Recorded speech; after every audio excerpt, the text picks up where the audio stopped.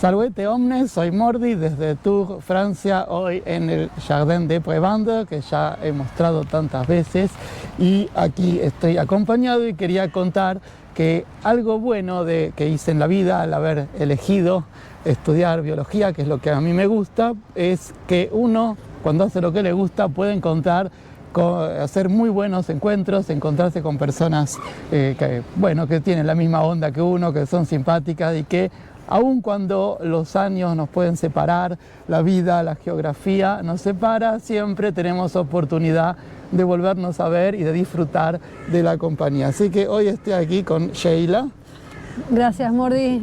Igualmente pienso lo mismo. Me pone muy contenta estar acá compartiendo con vos después de recordarte como un muy joven, casi adolescente, en los pasillos de la Facultad de Ciencias Exactas. Bueno, gracias. Cuento que Sheila es la doctora Sheila Ons, que es investigadora de CONICET y de la Universidad Nacional de La Plata de la Argentina, y que está como profesora invitada en la Universidad de Tours, así que por el Studium, que es una organización local que invita a profesores, a investigadores e investigadoras de todo el mundo a pasar algún tiempo acá y hacer colaboraciones a nivel internacional. Así que bueno, aprovechamos esto para vernos y para poder charlar un poco, así nos cuenta un poquito del trabajo, de lo que hace cosas que son de suma importancia, de sumo interés, y después de paso, recordamos viejos tiempos, pero también vivimos en el presente. Hacemos la historia. Dale, hacemos la historia, cómo no. Así que bueno, vamos entonces a tomar un café y charlamos un poco. Dale. Así que, estuvimos tomándonos un café en el cafecito, una merienda, así que ya está, no mostramos la merienda para hacer desear a la gente que este es el lugar preferido mío. Yo quería que vos conocieras el cafecito de Jardin des Prébendes, que es uno de los lugares buenísimos. Sí, aquí hay que volver siempre, que está bueno. O sea, que aclaramos que este video no es publicitario, esto es una crítica gastronómica. Sí, es real, completamente. 5 estrellas. Sí, claro, le ponemos 5 Sheilas, 5 Mordis al café. Sí. Bueno, contame un poco, entonces, acá qué es lo que estás haciendo en Tours. Bueno, yo vine a Tours a trabajar, a hacer una pasantía en un laboratorio, que es un laboratorio donde estudian fisiología de insectos, que es mi tema también de trabajo, porque complementa bastante las capacidades que yo tengo dentro de mi formación, ¿no? Yo vine con el director del grupo, es Claudio Lázari, que es un investigador argentino que vive aquí hace muchos años, con mucha experiencia y mucho conocimiento y una forma muy interesante de mirar la ciencia también. Sí. Entonces a mí me sirve eso para también, con las técnicas que yo sí manejo, que tienen que ver más con la biología molecular, intentar, y preguntas que tenemos que necesitan de otras aproximaciones, intentar plantear un pequeño proyecto, porque fueron solamente 3 meses y medio, que pueda complementar ambas capacidades. Entonces vine a hacer algunos experimentos relativos a mi proyecto de investigación, que tiene que ver, en este caso, hay como varias líneas abiertas, pero en este caso tiene que ver con el papel de unas determinadas proteínas en la percepción sensorial, digamos, el sentido del gusto de los mosquitos. Perfecto. Okay, eso vine un poco a hacer. Sí, ¿y cuánto tiempo? 3 meses y medio. Llegué el 29 de noviembre de 2025 y me voy el 15 de marzo de 2026. Y vine también gracias a un programa de una fundación que se llama el Studium, que invita y financia parte de la estadía de investigadores de todo el mundo para que puedan colaborar y hacer estancias aquí en esta región de Francia, en Val de Loire.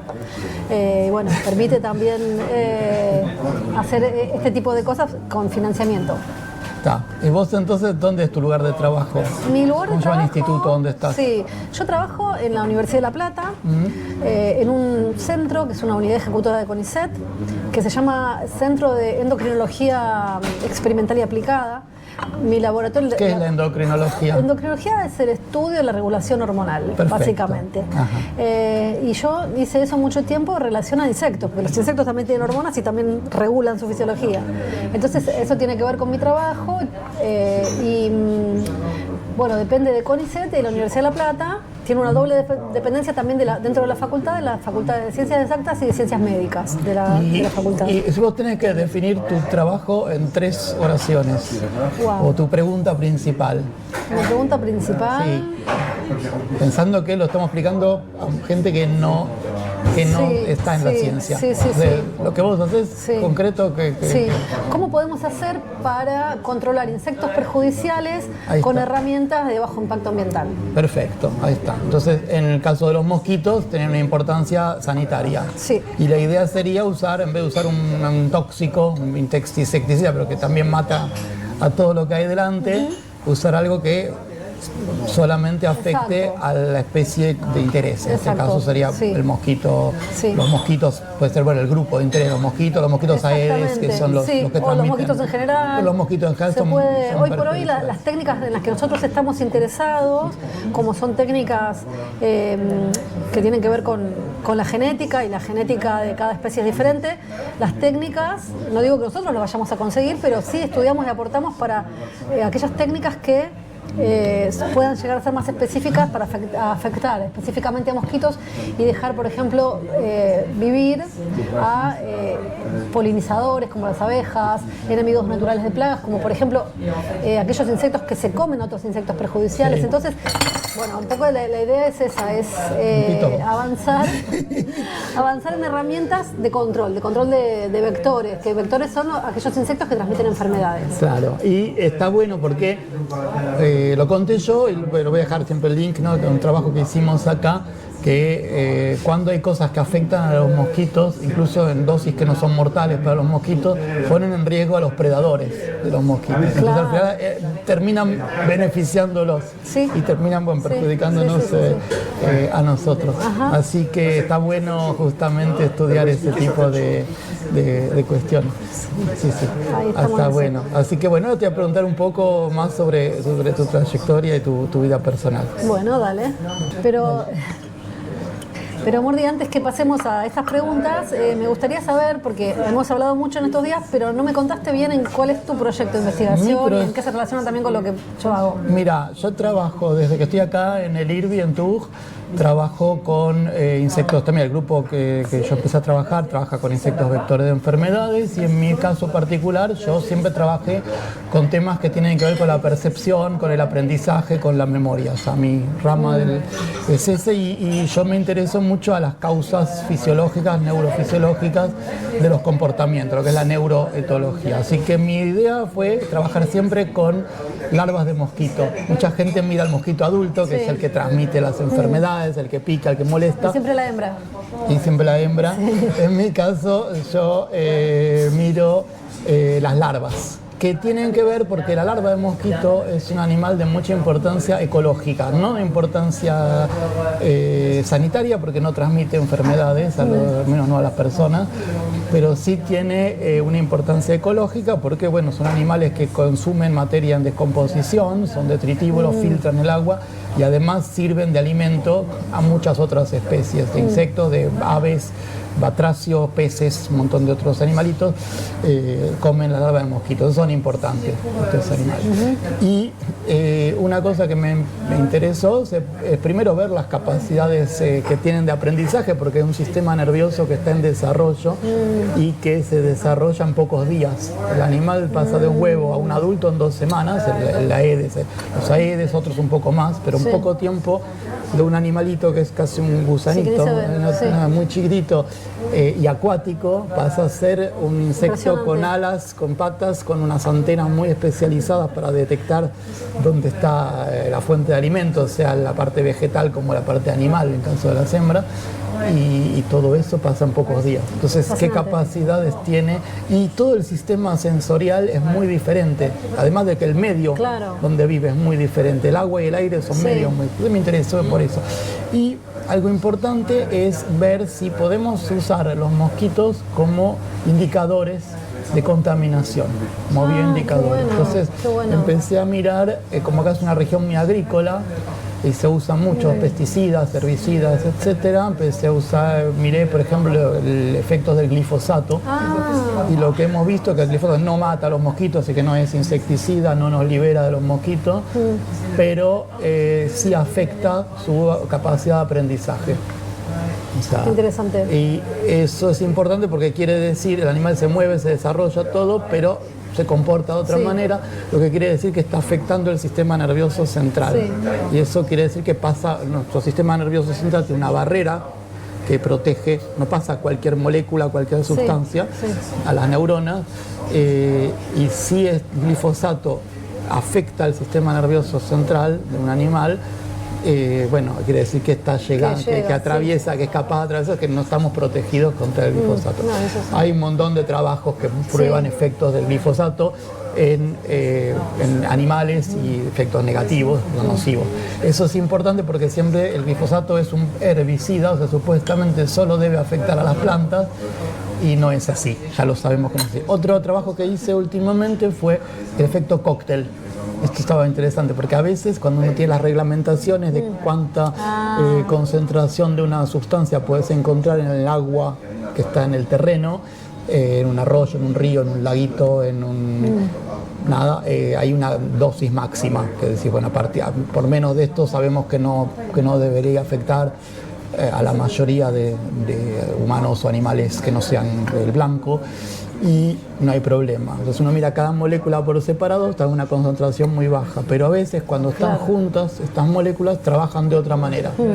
Y entonces moléculas a baja concentración, pero en el mismo momento tienen efectos nocivos. Nosotros vimos que en larva de mosquito combinar dos herbicidas como el glifosato, la atracina y un medicamento como el paracetamol a baja dosis, que es la dosis que encontramos en el terreno, en el agua, porque eso ya está medido, tiene efectos negativos sobre la capacidad de aprendizaje.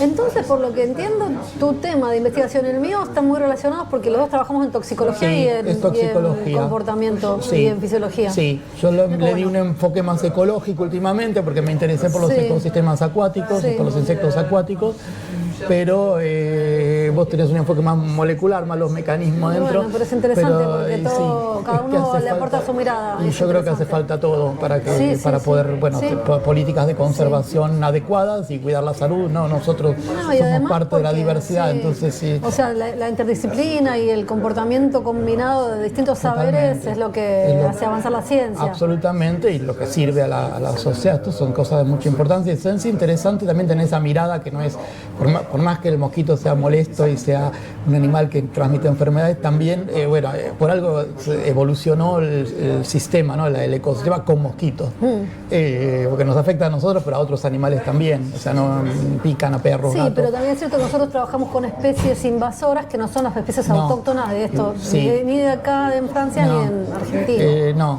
Pero es que el mosquito ahora es cosmopolita. Y Aedes, acá en Francia tenemos otra especie de Aedes, que es Aedes albopictus, el mosquito tigre también, transmite los mismos virus que Aedes aegypti, son del mismo género y son muy parientes. La diferencia es que Aedes albopictus soporta el invierno de aquí y de Alemania y del norte de Francia, o sea, no sé cómo es, si es el huevo o si es la hembra adulta, creo que se puede aguantar el frío del invierno. Con el cambio climático, viste que igual cada vez más las especies se van aguantando. Con el cambio climático pasa que en el sur de Europa cada vez hay más poblaciones de estos animales que permanecen, porque Aedes aegypti sí hubo muchas veces, pero siempre ponen en Sicilia, en el sur de España, el sur de Francia, en temporada estival, y después desaparecía, y ahora cada vez permanece más. Y como está el mosquito Aedes albopictus aquí en esta región también, pero en el sur de Francia lo he sufrido un montón, riesgo de que si empieza a haber gente infectada con virus transmisible por el mosquito, vamos a tener esta enfermedad. Aquí Aedes albopictus lo que tiene de mejor que el otro, lo menos malo, es que no es tan domiciliario, no lo tenés tan adentro de la casa, vuela poquito, vuela más bajo, es más chido. Es un mosquito re chiquitito que a veces ni se ve, pica, tiene una saliva súper irritante, o sea que pica ese mosquito y es un espanto lo que arde. Y bueno, y pica mucho, pica muchas personas. Entonces, si está infectado con el virus, claro, más es buen vector. Es muy buen vector. Y el problema es que si uno empieza a usar insecticida, el tema que vos trabajás, ¿no? que contaste hoy en tu seminario, bueno, que es que los mosquitos desarrollan resistencia. Entonces, al final, nosotros nos intoxicamos con las sustancias estas que se usan, piretroides u otros, y los mosquitos están los más felices. Sí. Porque es un problema grave. Si no haces nada, te pican los mosquitos y te transmiten enfermedades. O no, pero te pican los mosquitos y molestan. Y si tirás insecticida, al final los mosquitos, bueno, matás a los 2 mosquitos que andan volando por ahí, pero... Es un problema que tiene una solución, no sé si tiene una solución, pero si la tiene, va a depender de la investigación científica. Absolutamente. Entonces, es un poco también lo que hablábamos más temprano, la relevancia y la importancia de que la sociedad fomente la investigación científica, porque son inversiones que después vuelven en calidad de vida, en salud pública. Entonces, bueno, un poco eso también me parece interesante. Es algo que también nosotros a veces solemos olvidar. La ciencia es parte de la cultura de un pueblo, ¿no? Entonces, es parte de la identidad de uno. O sea, la cultura es interesante porque es lo que nos transmitimos de una generación a otra, y lo que decía, bueno, yo soy argentino hoy porque mis padres eran argentinos, mis abuelos... Y además porque estudié en la Universidad Pública Argentina, porque estoy orgulloso de ese sistema científico y de esa universidad, que son cosas que también nos diferencian para bien de otros lugares, ¿no? Donde estudiar es carísimo y bueno, y no cualquiera puede. Hay más barreras, digamos, económicas para que uno pueda acceder a y lo que una cosa que me hace decir yo soy argentino es la educación pública. Eso para mí es claro, es muy identitario, es una identidad en común, no es nosotros, bueno, no nos vimos, me te iba a preguntar un poco de tu trayectoria. ¿Por qué te pregunto eso? Porque nosotros hemos estudiado juntos, pero después la vida nos llevó a caminos distintos, no nos hemos visto mucho tiempo. Hacía 10 años de que no nos veíamos y en ese momento hacía muchos años de que no nos veíamos. Entonces, pero tenemos una identidad en común, tenemos cosas en las que nos reconocemos y yo creo que lo y de la que estamos orgullosos. Y es mucho, tiene que ver con eso. Bueno, si quieres te cuento un poco mi trayectoria. Contá un poco tu trayectoria. Bueno, yo estudié en la Universidad de Buenos Aires, también, toda mi formación tuvo que ver con la universidad pública y con la escuela pública. Después, me recibí fines del año 1999, año 2000, era una situación difícil para la ciencia en Argentina, tal como ahora, en 2026. Entonces había pocas posibilidades para los que terminábamos de la carrera científica, como la biología, que fue lo que estudiamos, de continuar con una beca en el sistema científico nacional. Entonces, por eso y por otras cuestiones que uno también elige cuando tiene la oportunidad y cuando es joven, de conocer lugares y otras experiencias, decidí realizar mi doctorado en la Universidad Autónoma de Barcelona y ahí estuve 5 años.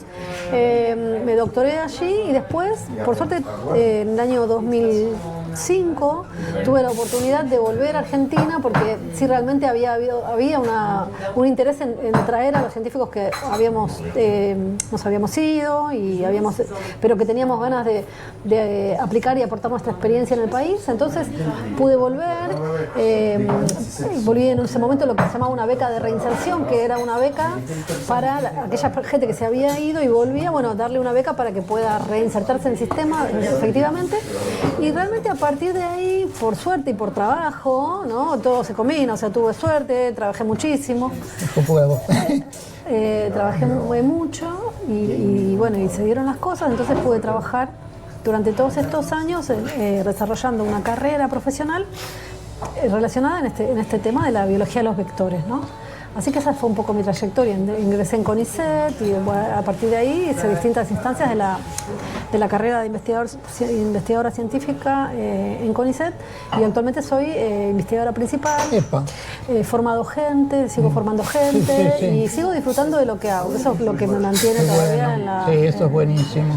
Eso está bueno. Y me ha permitido la carrera científica, tal vez no es algo que uno se va a llenar de dinero, pero sí es algo que nos permite viajar, conocer gente de otros lugares, tener siempre un desafío intelectual y bueno, pasarla bien y divertirse. Sí, yo creo eso mismo. Y la parte de conocer gente para mí fue algo lindísimo, conocer otros lugares también, si no, no habría podido. O sea, yo ni soñaba que un día iba a subir un avión. O sea, mi situación económica nunca fue privilegiada, no digo mala, porque no, mi casa nunca nos faltó comida, no vivimos en la pobreza, pero no teníamos plata para viajar o para cosas así. Y bueno, ahora es más accesible por varias razones, pero era interesante y para mí fue interesante viajar y poder vivir en un lugar y conocer cómo es la vida, ¿no? en ese lugar, en ese país, aprender idiomas, aprender que hay otras miradas en el mundo, hay otras formas de ver, es muy enriquecedor. Y después uno hace conocer lo propio, porque uno viene de, como vos decís, de la universidad pública de tal lugar. Yo aprendí así, aprendí esto, tenemos una cultura rica que nos viene... Hay gente que le interesa, ¿no? Porque hay gente que le interesa conocer otras cosas y hay gente que no. Y bueno, entonces, para al que mí, le interesa, uno se... Y para mí era la ocasión que tenía de conocerla. Entonces, pero digo, cuando uno viaja, hay personas que están interesadas en conocerlo de uno y otra gente que no le importa tanto. No, pero al que le interesa y uno también puede hacerlo interesante. O sea, hay como un interés. Cuando vos conoces a alguien que te muestra lo suyo, en general es una persona que también quiere conocer lo tuyo, que es una forma de conocerte y que le interesa, te pregunta, te puede preguntar por qué te ocurrió venir acá, por qué le ves de bueno. Uno cuando vive en un lugar a veces encuentra muchas críticas, muchas cosas cotidianas y que se hacen rutinarias y otra persona encuentra y dice, ay, qué maravilla, no sé qué. Tal cual. Y también... está esa cosa del emigrado y algunas personas hablan de eso, de que los primeros 6 meses estamos todos maravillados cuando vas a otro lugar nuevo y después te acaba la novedad y dices, qué bajo. No, pero también hay una cosa pero no es así. De que uno puede hacerle a la otra persona, mostrarle lo bueno de otros lugares y también valorar lo propio en lo que también está bueno, ¿no? Obvio. Nosotros también como sociedad muchas veces nos damos con un caño, ¿viste? Pero yo, y después, pero vos decís, pero mirá que por esto, un ejemplo, para estudiar en otro país tenés que pagar un montón y tus padres o quien sea tenés que gastar un dinero. Bueno, eso en Argentina no ocurre, entonces uno dice, bueno. Eso es un montón, porque si bien hay mucha gente que le cuesta llegar a estudiar en la universidad porque cuesta, claro, hay otras barreras. Es mucho menos que si tuvieras que pagártelo, y hay países donde casi nadie hace estudios universitarios. Sería una cuestión que lo es en muchos lugares, completamente elitista, para una élite, que se va como manteniendo. Y nosotros tenemos ese vínculo, creo, esa relación, ¿no? Que es decir, a mí me gustaría hacer cosas, ¿no? Para mi país, porque eso me dio la identidad. Entonces, bueno, los que nos quedamos afuera, siempre colaboramos con los que están en Argentina, buscando financiamiento o no, o yendo, como hemos ido, yo he ido varias veces. Formando personas. Formando gente de recibiendo gente acá. Formando, sí, yo he hecho cosas concretas y bueno, Claudio Lazzari que nombraste y varias personas más que conocemos siempre lo hacen. Y después algunos han decidido por la razón que fue, porque era posible volver a la Argentina con los programas de repatriación, el programa Raíces, y los programas de repatriación que hubo, era posible en una época plantearse el volver a Argentina y tener una carrera de investigadora allí. Así que eso está bueno. Y sí, son cosas que son que hacen el interés. Después hay como un orgullo, ¿no? Bueno, acá en Francia el CNRS, cuando te ponen documentales en la tele, cuando te muestran fulanito dice tal cosa y te investigan tal instituto, en tal institución, en el CNRS, en la universidad. Es algo que da importancia. Bueno, mira, esta institución que es del Estado Nacional nos da una respuesta a algo que pasa. Algo que pasa, o sea, en verano acá nos han hecho entrevistas de la televisión local por los mosquitos, por esto de los mosquitos tigres, los mosquitos Aedes albopictus, lo que andaba, hemos hecho acá en este parque incluso. Y son cosas que a lo mejor para nosotros son obvias,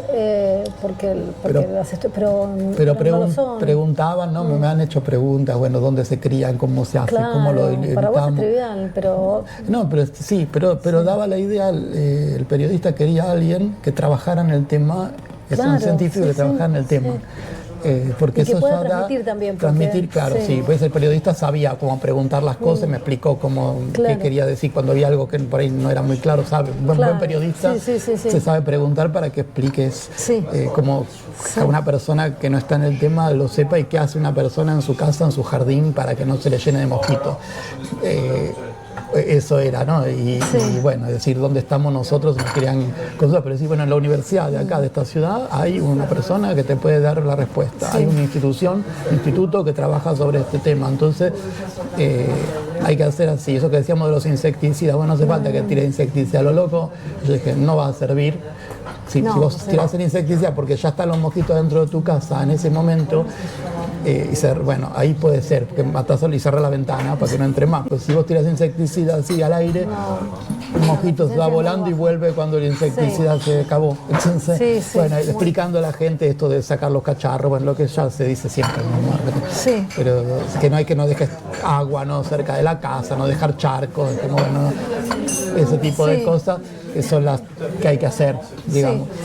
Pero lo interesante era que lo decía alguien que trabaja en investigación en ese tema. Entonces la gente de acá, bueno, se siente orgullosa. Tenemos una universidad, tenemos un instituto del CNRS, que es el Centro Nacional de la Investigación Científica, y bueno... es lo que vos decís, hacia la cultura. Uno se siente orgulloso de, no sé, de la literatura, de la cultura, de la ciencia, del deporte, de su grupo, ¿no? Entonces, pero bueno, además de eso, porque a veces parece como que actualmente estas cuestiones más simbólicas no son tan importantes, lo único que importa es la plata, ¿viste? Como que hay una... Lo que pasa es que si uno dice lo único que importa es la plata, es una vida muy pobre. Claro. Primero, la plata la tiene el que tiene plata, vamos a decir, no la tenemos todos. Entonces, si tu único objetivo es ganar plata, ¿y para hacer qué? O sea, si tenés plata te resolvés los problemas económicos. Los problemas económicos los resolvés, yo estaría contento. Yo no digo que no quiero tener plata, yo todo bien. Yo si me gano la lotería soy feliz. No, me resuelve los problemas económicos.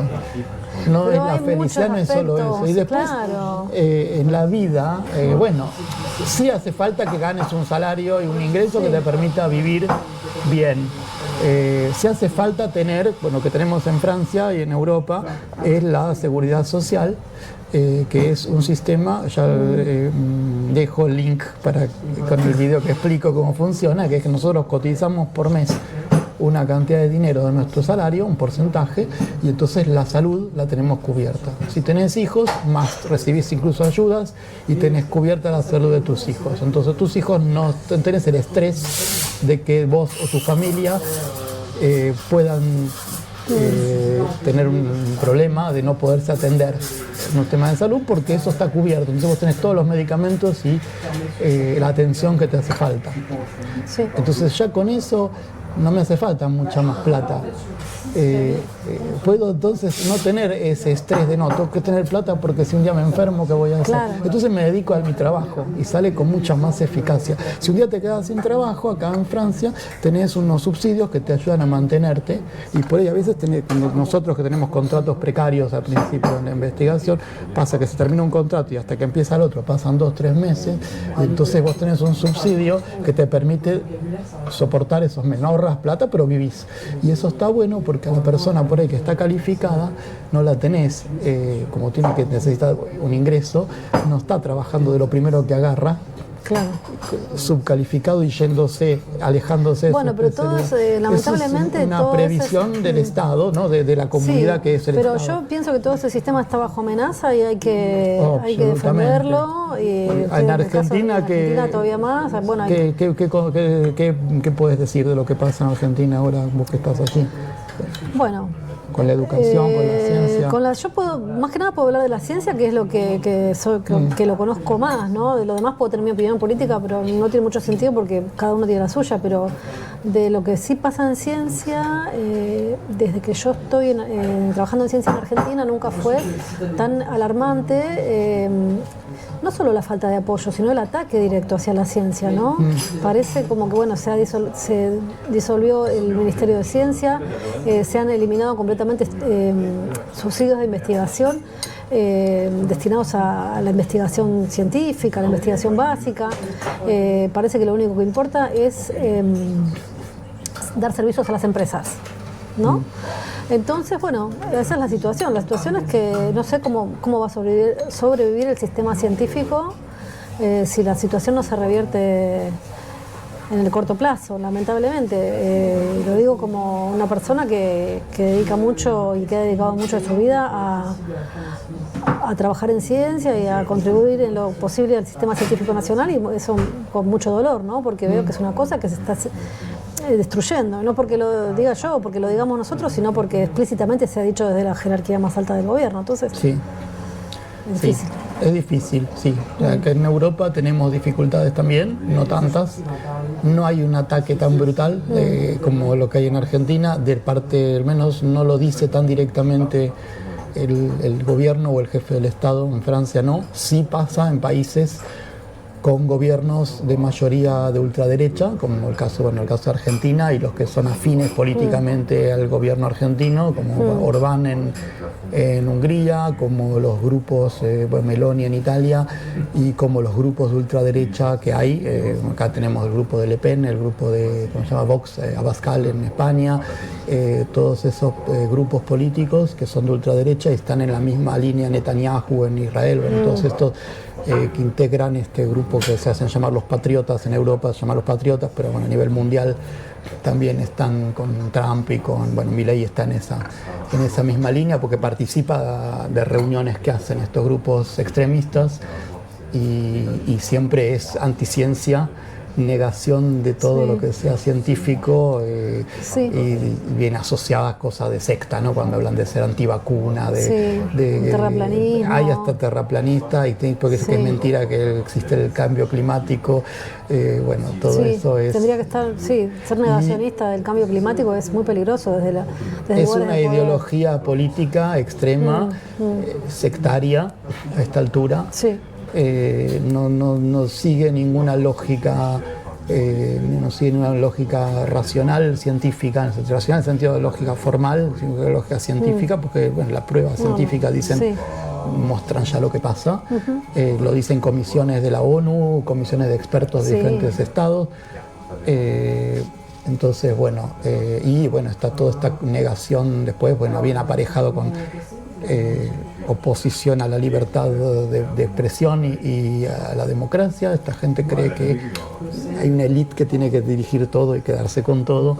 Eso es una ideología fuerte y es un extremismo, y eso es muy grave, no solo para la ciencia, sino para la vida de la sociedad, para la humanidad. Para la humanidad es grave. Sí. Bueno, es calidad de vida que se pierde. Estamos en un momento difícil. Y ataca mucho, yo hago mucho hincapié en el ataque a la belleza. O sea, defender la biodiversidad y defender la ciencia y defender la cultura es defender lo lindo, lo bello, la belleza, las cosas lindas. Sí. O sea, en los momentos que hay más desarrollo cultural se desarrollan cosas lindas. Cualquier cultura, cualquier país. Vas a ver que hay cosas bellas. Como la belleza, la paz, ¿no? Son conceptos que están como ligados. Cuando hablas del Renacimiento, qué sé yo, vamos a ver las pinturas, no sé, digo, de Miguel Ángel, esas cosas son famosas en el mundo. Vamos a ver una escultura que hizo Miguel Ángel, o la Capilla Sixtina, los frescos, y son hermosos. Cuando vos ves pintura, incluso cine, qué sé yo, en Argentina, cuando vuelve la democracia en el 84, en el 70 y pico, en otra época, ves que hay muchas películas y obras de teatro y cosas, y son lindas, son cosas que tienen una estética. Pero son bellas también por esto. Porque, la música, digo para nombrar de Argentina, pero puedes nombrar de Francia, de Edith Piaf, no sé, digo. No, pero digo que son cosas que están asociadas, ¿no? A la como felicidad. Pero es como acá en Europa se ve mucho. Yo, bueno, no vivo en Europa, pero cuando he viajado así, vas recorriendo y ves muchas recordatorios y cosas que te recuerdan al horror de la guerra, ¿no? También, bueno, en Argentina también hubo horror durante la dictadura, etcétera, pero todo ese horror es lo opuesto a todo lo que vos estás diciendo, a la belleza, a la paz, a la empatía, ¿no? A la solidaridad. Es como que hay que recuperar esa parte que también nos hace humanos, y que es la parte que nos va a permitir sobrevivir. Porque tiene que ver con lo que decíamos hace un rato, es gente que se obsesiona con ganar plata. Para ganar plata tenés que vender droga, tenés que estafar gente, que hace muchos ahora se usa de estafar a la gente por internet, tenés que tener una vida de crápula, y al final, ¿qué te queda? Nada. En cambio, si vos tenés resuelto el tema de tus necesidades y después ganás plata para hacer cosas lindas, irte de vacaciones, qué sé yo, eso es lo que te guste, no importa qué, pero algo que te parezca, ser creativo, pintar, escuchar, ir a un cine, qué sé yo, salir, hacer vos mismo algo, bueno, disfrutás mucho más de la vida, vivir con gente querida. Sí, también la defensa defender lo que no es desigual, ¿viste? Como que defender que todos tenemos derecho a vivir bien. Es que los bien. países más desarrollados lo son porque reducen la desigualdad, o al menos reducen el acceso a los derechos de base. O sea, yo viví en Dinamarca, un país monárquico, si querés, pero todo el mundo tiene un derecho y accede a una vivienda, o a la salud, o a la educación, que es pública, gratuita, y hasta hay subsidios y becas para que vos puedas estudiar. Entonces pasa eso, que la gente trabaja, vive bien, disfruta, se compra cosas, porque ya la parte básica la tiene cubierta. El resto es para darse gustos en la vida. Y si te pasa que te quedas sin trabajo, porque tenés hijos a tu cargo, tus hijos no sufren esa situación, porque van a seguir teniendo una casa, van a seguir comiendo y van a seguir yendo a educarse y de vacaciones incluso.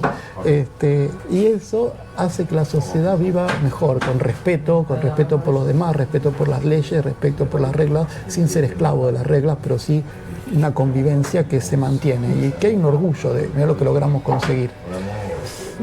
Eso hace una sociedad desarrollada. Eso hace que la sociedad sea desarrollada. No te hace falta ni la revolución ni nada, porque eso es un país capitalista, es un país monárquico, mira hasta qué nivel. Pero al menos tienen todos la conciencia de, bueno, pero todo el mundo tiene que tener una atención médica, todo el mundo tiene que tener una educación, todo el mundo tiene que tener una vivienda y todo el mundo tiene que estar alimentado y vestido correctamente. Y después tenés lugares públicos, acceso a la cultura, a los museos, esto es muy accesible, entonces todo el mundo entiende, más tiene una cultura común y un desarrollo común y tiempo libre para disfrutar. Eso se logra con organización y con respeto de las reglas. Y eliminando las desigualdades, porque si hay uno que si vos decís todo el mundo accede a los derechos, ya las desigualdades se eliminan, porque tus viejos no tienen plata, pero vas a la universidad, y eso es desarrollo. Una sociedad desarrollada es eso. Si vos tenés mucha guita, pero mucha gente no accede a nada, el país hay un grupo de gente muy millonaria, pero la mayoría, no sé, se muere de hambre, no tiene nada. Bueno, esos son los países no desarrollados. Entonces, bueno, la idea, si hay una voluntad de desarrollo, tiene que ir justamente a distribuir el acceso, a democratizar el acceso a los derechos, claro, a que las desigualdades se eliminen. Totalmente, es cierto, es lo que vos decís, estamos diciendo lo mismo. Estamos de acuerdo. Bueno, buenísimo, entonces, estamos de acuerdo. Así que buenísimo. Bueno, entonces, está, buenísimo. Estamos de acuerdo. Bueno, esperemos que haya un poco toma de conciencia. Esperemos, en este sentido. No sé si nosotros tenemos razón en todo lo que pensamos, pero sí me parece que lo que terminas de decir es clave, que como humanidad tomemos conciencia de que tenemos que proteger la belleza, proteger la paz, proteger la igualdad y todos los valores que nos hacen humanos. Y sí, yo creo que no se trata de tener razón, se trata de hacerse buenas preguntas y de, por lo menos, intentar buscar la respuesta. Buscar la respuesta donde no la encontremos. Para la pregunta siempre es clave. Bueno, la ciencia se basa en preguntas y al menos saber que podemos tener razón o no, y siempre vivir con esa historia, ¿no? De siempre cuestionarse y siempre tratar de, como vos decís, bueno, por lo menos no hacerle mal a los demás. Claro, y tratar de tener un pensamiento científico, ¿no? Un poco, englobando un poco lo que venimos diciendo, y como científicos que realmente pretendemos ser, como la importancia de guiarse por un pensamiento científico que nos va a permitir esto, hacer preguntas y de manera razonable buscar soluciones o respuestas acordes a la evidencia. Buenísimo. Buenísimo. Entonces, muchas gracias a vos. A vos por recibirme, por este café, por mostrarme este lugar tan hermoso. Gracias. Y bueno, si alguien tiene preguntas, comentarios, lo que sea, que nos deje comentarios, preguntas, que nos deje un me gusta, que se suscriba al canal si quiere. Y bueno, nos vemos entonces la semana que viene. Nos vemos, Valete bene.